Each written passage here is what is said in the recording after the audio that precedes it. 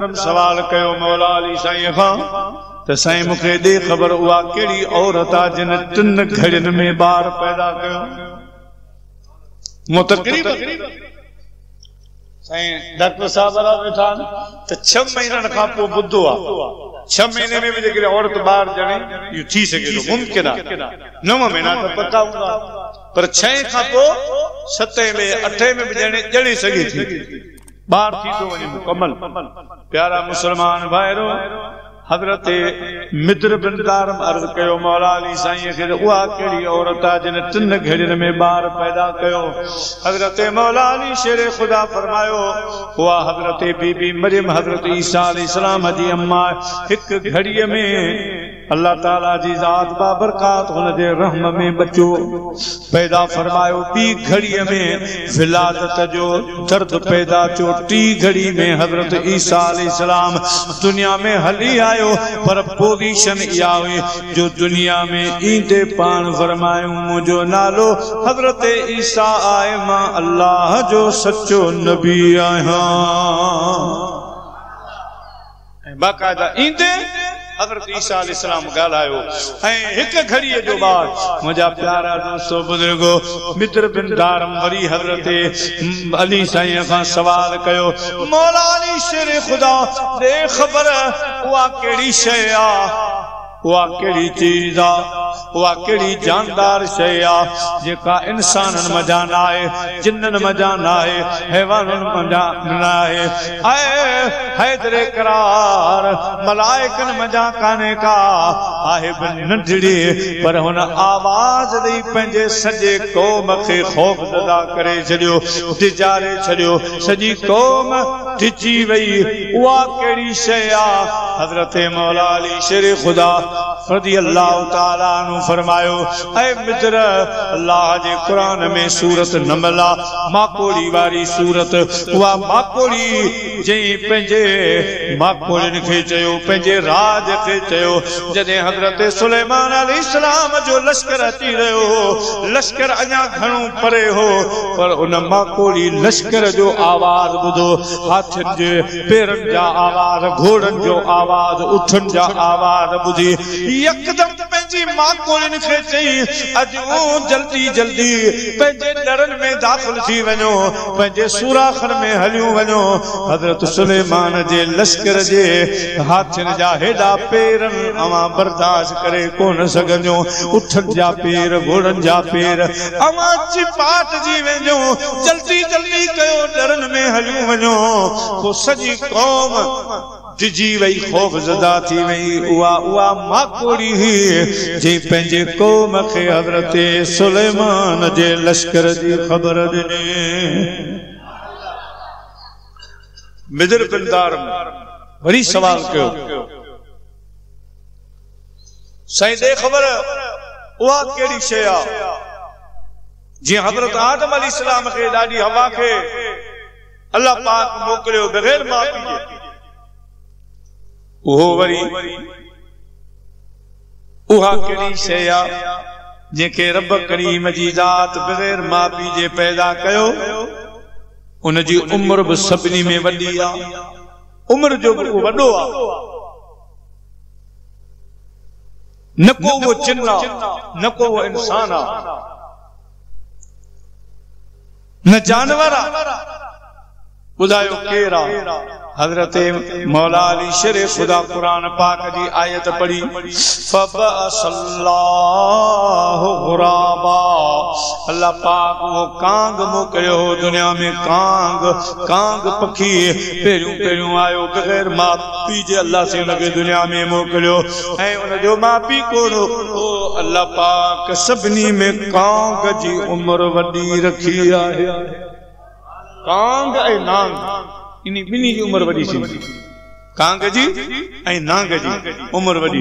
हज़रत ईसा अलैहिस्सलाम जे दौर में जेका हज़रत ईसा अलैहिस्सलाम पंहिंजे दौर में जेका गारे सौर जे भर में तकीर कई, पोइ उहो नांग जे मदीने जे साईं खे गारे सौर में जेको आहे मुलाक़ात जे लाइ हज़रत अबू बकर सिद्दीक़ खे ॾंगायो। इहो हज़रत ईसा जे दौर में साईं जी तकीर ॿुधी मदीने जे साईं जे इंतज़ार में वेठो। ज़ियारत जे लाइ कांग जी नांग जी उम्र वॾी थींदी आहे। हज़रत मित्र बिन दारम वरी सवाल कयो मौला अली शेर खुदा खां त उहे ॿ शयूं कहिड़ियूं आहिनि जेके हलनि पयूं बीहनि कोन थियूं, क़यामत ताईं हलंदियूं बीहंदियूं कोन, कहिड़ियूं आहिनि? हज़रत मौला अली शेर खुदा फरमायो सिज ऐं चंडन जेके पंहिंजूं मंज़िलूं तय कनि था अल्लाह जे हुकुम सां बीहनि कोन था, रुकजनि कोन था, हलंदा रहनि था, हलंदा रहनि था। चई ठीकु आहे तव्हां सच फरमायो। वरी ख़बर ॾियो उहे ॿ शयूं कहिड़ियूं आहिनि जेके हलनि कोन थियूं, जीअं ख़ुदा पाक उनखे जिते बीहारियो आहे उते बीठियूं आहिनि, हलनि कोन थियूं, हलंदियूं कोन। हज़रत मौला अली शेर खुदा फरमायो आसमान आ बि ज़मीन आ जेका पंहिंजे जाइ ते मौजूद आहिनि, जेके हलनि कोन था, हिक जाइ ते ॿई बीठियूं आहिनि। मुंहिंजा प्यारा दोस्तो बुज़ुर्गो, अल्लाह ताला जे प्यारे हज़रत सोने मौला अली शेर खुदा वलियनि जे सरदार फरमायो वो आसमान ऐं ज़मीन आ। मित्र बिन दारम वरी सवाल कयो आए हैदरे करार उहे ॿ शयूं कहिड़ियूं आहिनि जिन जी मोहबत ख़त्म कोन थींदी, जुदा थींदा वरी गॾिजी वेंदा, हमेशा हमेशा गॾु रहंदा, उहे केर आहिनि? हज़रत मौला अली शेर खुदा फरमायो हिकिड़ो जिस्म आहे, ॿियो रूह आहे। इहो रूह ऐं जिस्म पाण गॾु हूंदा आहिनि। कॾहिं मौत इन्हनि खे थोरी देरि जे लाइ जुदा बि कयो त वरी पाण में कब्र में वरी मिली था वञनि, कब्र में मिली वेंदा, वरी इंसान जहिड़ो थी थो पए। इन्हनि जी दोस्ती टुटण वारी न आहे। ये रूह जिस्म वरी क़यामत में बि गॾिया हूंदा।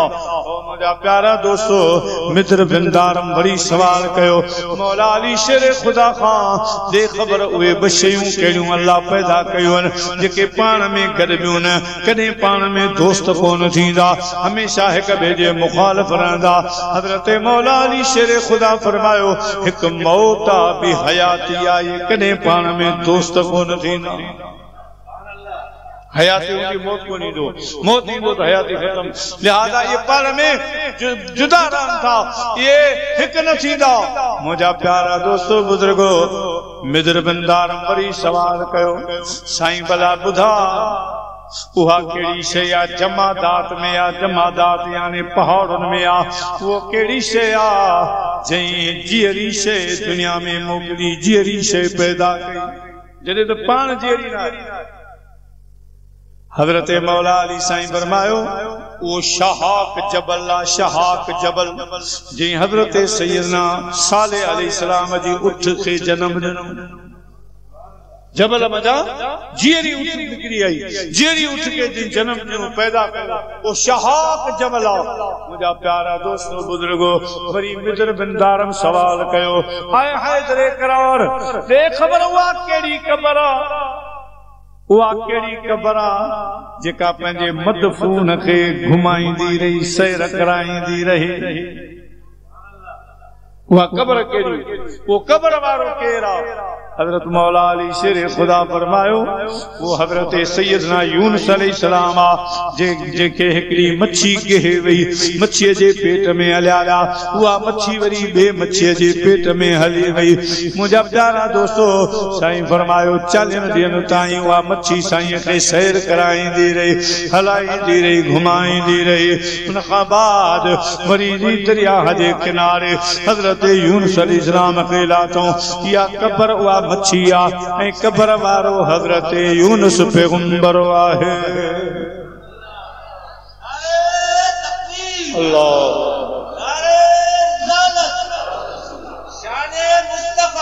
जिंदाबाद सल्लल्लाहु अलैहि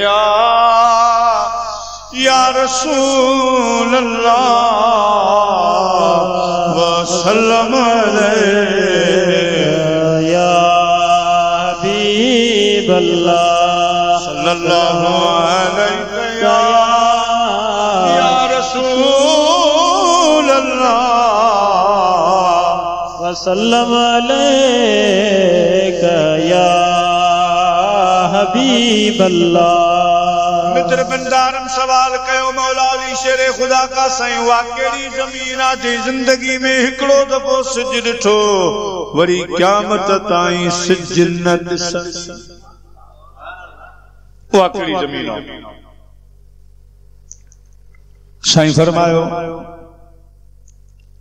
त जॾहिं हज़रत मूसा अलैहिस्सलाम फिरौन खां पंहिंजो लश्कर वठी बे पासे रवानो चो त साईं जे लश्कर में मर्द औरतूं जवान पोड़ा नंढा वॾा सभिनी जो तइदाद 6 लख हुयो। 6 लख जो काफ़िलो हो। वो जॾहिं नील दरिया जे किनारे आया त हाणे नील त वॾो दरिया हो, छोलियूं पियो हणे। हाणे केरु रहे?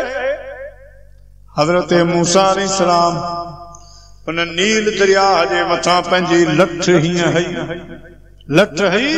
त 12 चश्मा थी विया, 12 रस्ता निकिरी आया। मुंहिंजा प्यारा अल्लाह जो शान, हेॾां पाणी बीठो आहे, हेॾां पाणी बीठो आहे, विच में रस्तो पियो वञे, पाणी हेॾां होॾां कोन थो थिए। हर साल ख़ैर सां कश्मीर जे दौरे ते वेंदो आहियां 15-20 ॾींहं। वो हिकिड़ो दफ़ो मूंखे वठी विया तत्ता पानी, कश्मीर जो वाह वाह तत्ता पानी, बंजूसा इंडिया जे बॉर्डर ते आहे। उते घणो असां हलियासीं तत्ता पानी ते। उते मूं हिकिड़ी ख़ुदा जी कुदरत ॾिठी, जेको तत्ता पानी जो नालो आहे। पानी वहे पियो चश्मे जो, हिकिड़े पासे हथ विझ त बर्फ, ॿिए पासे हथ विझ त हथ सड़ी वञे। तत्ता पानी, हिकिड़े पासे गरम पानी पियो हले, ॿिए पासे वरी थधो पानी पियो हले। पानी पी केॾा पिया हले, अजीब रंग आहे मुंहिंजे रब करी वियो। प्यारा मुस्लमान भाइरो, पानी भीजी वियो। साईं जा 12 कबीला हा, मूसा कलीमुल्लाह सां गॾु हर कबीले जे लाइ जुदा जुदा रस्तो ठही वियो। साईं जा कबीला गुजरी विया। वो जो पानी हीअं थियो न, उहा हेठि ज़मीन उन सिज जो नज़ारो कयो। सिज ॾिठो, नील दरिया जो पानी सुकंदो न आहे। मुंहिंजा प्यारा, उन ज़मीन जो आसमान जे सिज जा शुआ ॾिठा, सिज खे ॾिठो, वरी उहा क़यामत, वरी पानी पानी सां मिली वियो। मुंहिंजा प्यारा, रस्ता ख़त्म थी विया। हज़रत मूसा अलैहिस्सलाम पंहिंजे लश्कर खे वठी उतां गुजरी। प्यारा मुस्लमान भाइरो, मित्र बिंदार हज़रत अली साईं खां सवाल कयो, साईं क़ुरान में आ शय शय शय ला शय, यो शय छा आहे, ला शय छा आहे? हज़रत मौला अली शेर खुदा फरमायो, शेख मुराद मोमिना मुसलमाना जे अल्लाह ऐं अल्लाह जे रसूल ते ईमान आंदो आहे। रब तो फरमाए, मूं वटि इहा शइ आहे, इहा बाक़ी रहण वारी शइ आहे, ऐं जिन मूं रब खे, मुंहिंजे महबूब खे न सुञातो, ला शइ, उहे कुझु बि न आहिनि, ख़तम थी वेंदा। रहंदो ओ जेको मूं रब ते, मुंहिंजे महबूब ते ईमान आणी, उही तरंदा, उन्हनि जा बेड़ा पार थींदा जिन मूं ते, मुंहिंजे महबूब ते ईमान आंदो। ला इलाहा इल्लल्लाह मुहम्मदुर रसूलुल्लाह सल्लल्लाहु अलैहि वसल्लम। मित्र बिंदार वरी सवाल कयो, हैदर करार खां, साईं ॾे ख़बर उहा कहिड़ी शइ आहे जे मानी खाधी पर पाणी न पीतो? खाधो खाधाई, उसूल हूंदो आहे त माण्हू शुरू में ढुक में पाणी पीअंदो आहे, आख़िर में पीअंदो आहे, विच में पीअंदो आहे, पर हुन ढो करे पेट भरे खाधो पर पाणी न पीतई। इहा कहिड़ी शइ? हज़रत मौला अली शेर खुदा फरमायो, जॾहिं फिरौन जादूगर मोकिलिया हज़रत मूसा अलैहिस्सलाम सां मुक़ाबले करण जे लाइ, त उन्हनि जादूगरनि छा कयो, जादूगरी जा नांग छॾियऊं ज़मीन ते। उन्हनि जादूगरी जो मुज़ाहिरो करे फन जो ये जो छॾियऊं त रुगो नांग थी वियो मुल्क, रुगो नांग। हज़रत मूसा अलैहिस्सलाम अल्लाह खे अर्ज़ कयो, मुंहिंजा मौला ही छा? रब फरमायो, ऐ मुंहिंजा मूसा कलीमुल्लाह, मुंहिंजी ताक़त कुदरत ॾिस, या तुआरी लठ इन्हनि जे विच में उछलाए दे। पोइ हज़रत मूसा अलैहिस्सलाम लठ जो उछली त हुननि खां वॾो नांग बणिजी वियो। नांग बणिजी वई, सभिनी नांगनि खे हड़प कंदी। वो सब नांग उन लठ खाधा, वो भी नांग थी वई, खाधा ही। हज़रत अली से फरमायो, उहा हज़रत मूसा जी लठी जी हेतिरा नांग खाधा, खाधई पर पानी न पी। वो हज़रत मूसा अलैहिस्सलाम वारी लठ। मुंहिंजा प्यारा मित्र बिंदारम वरी सवाल कयो, ऐ मौला अली शेर खुदा, हिन सवाल जो जवाब ॾे त जॾहिं ॿार पंहिंजे अम्मा जे रहमदानी में जन्म वठंदो आ पैदा जो दौर शुरू थींदो आ त अग में शइ कहिड़ी शइ ख़ुदा ख़लकींदो आ। मां जे हज़रत अली साईं फरमायो सब खां अग में अल्लाह साईं रीढ़ जी हड्डी खे पैदा फरमाईंदो आ। बच्चे जी पेरी पेरी रीढ़ जी हड्डी ठहंदी आ। वरी अर्ज़ कई सोना दे ख़बर जॾहिं माण्हू फोत थी वेंदो आ पोइ के त ॻरी वेंदा आहिनि, के त जहिड़ा रहंदा आहिनि, के कीअं के कहिड़े हाल में, पर साईं दे ख़बर त कब्र में बाक़ी मुर्दे जी आख़िरी हड्डी कहिड़ी बचंदी, साईं फरमायो उहा बि रीढ़ जी हड्डी। रीढ़ जी हड्डी कब्र में उहा सलामत रहंदी, आख़िर ताईं रहंदी।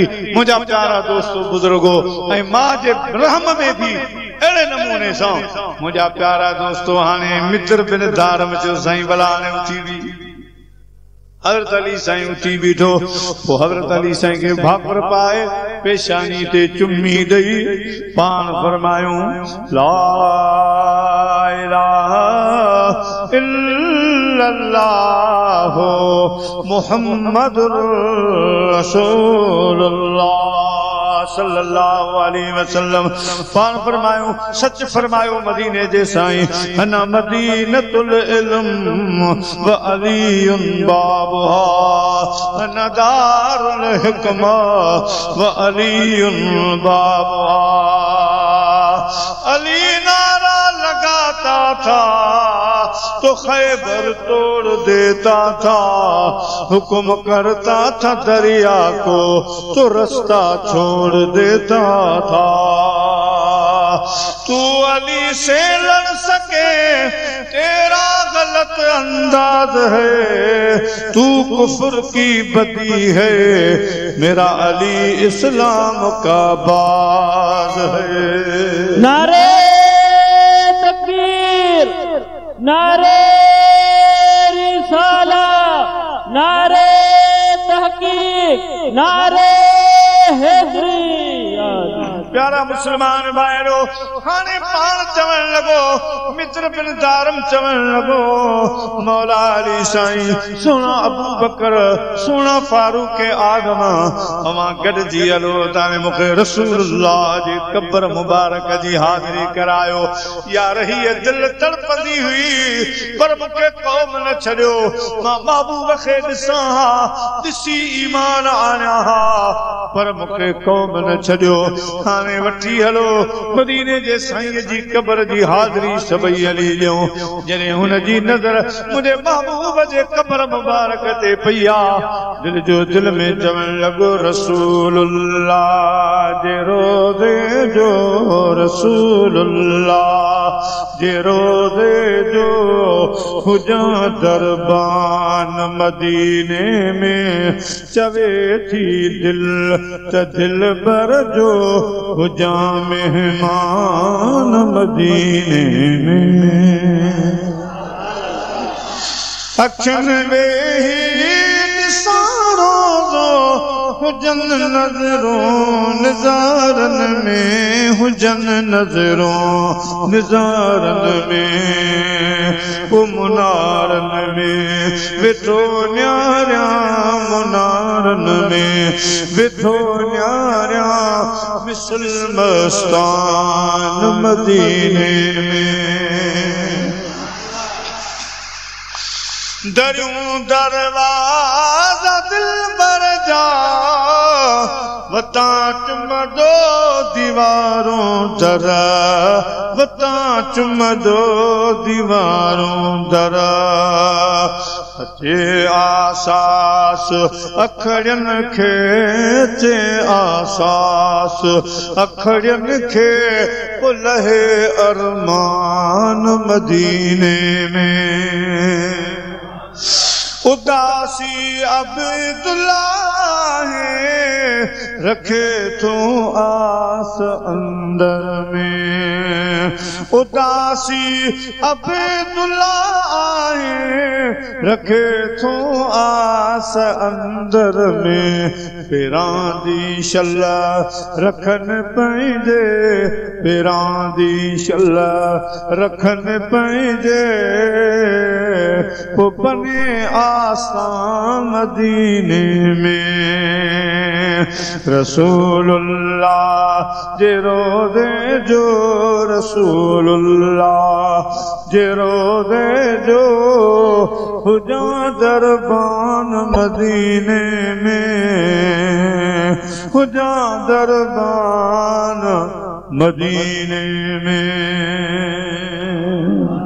प्यारा मुसलमान भाईरो साहबा किराम फरमाइंदा जो अंदर आयो आ मदीने जे साईं जे कब्र मुबारक ते नजर पिया पेरा दिया ओ मुझा प्यारा पेरन मुबारकन वाले पासे उता खां वेही सरकार जे दरबार में कलमू पढ़ाए अर्ज कई वाह बाबू बजन तोखे ॾिठो बाबा उन्हनि जो शान जिन तुझे सोहबत में गुजारियो जिन तुझियूं कचेरियूं ॿुधाए बुझूं ए मुझा महबूब दिल जो इरादो हो तोसां मिलना कौम मजबूर कयो कुआ में उछलाए छॾियूं ए मुझा महबूब हाणे मुझे दिल जी आरज़ू आ मुझे दिल जी तमन्ना है त मुझा हबीब अवां जे पेरां दी दफन थिया अवां जे मुल्क में रहा अवां जे देश में रहा मां होॾे ज़ाहिर तव्हां सां न मिली सघियो आहियां पर हाणे क़यामत ताईं तव्हांजे कदमन में रहा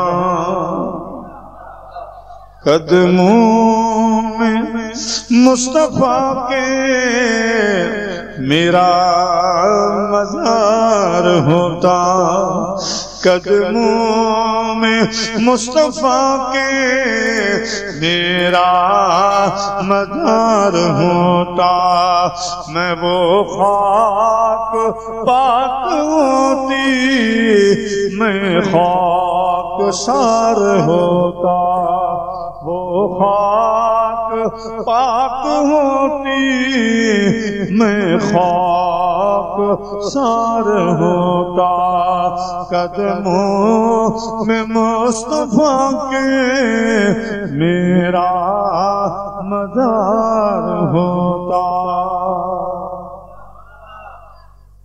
जी जो किरियो मुझे रूह परवास थी रसूलुल्लाह जे कदमन में पंहिंजी जान कुर्बान करे वियो जन्नतुल बकिया में असां उनखे दफन कयो पहिरां ॾींहुं मुंहिंजा अज़ीज़ दोस्तो उन शख्स गवाही ॾिनी त वाह वाह अवां जो नबी वाह वाह अवां जो हबीब वाह वाह अवां जो रसूल त मुंहिंजा प्यारा अल्लाह खे बि यादि कयूं पंहिंजे वालिदैन ऐं पंहिंजे प्यारे महबूब सां वफ़ा जो सबूत करे सलात पढ़ंदा हलो दरूद सलाम में यादि कंदा हलो महबूब जे तरीक़े ते हलो साईं जे नक्शे कदम ते हलो साईं जे सुन्नतुनि खे ज़िंदा कयो अल्लाह कंदो का बि ताक़त तव्हांखे लोॾे न सघंदी अल्लाह कंदो ॾींहुं क़यामत ताईं आबाद ऐं शाद हूंदो।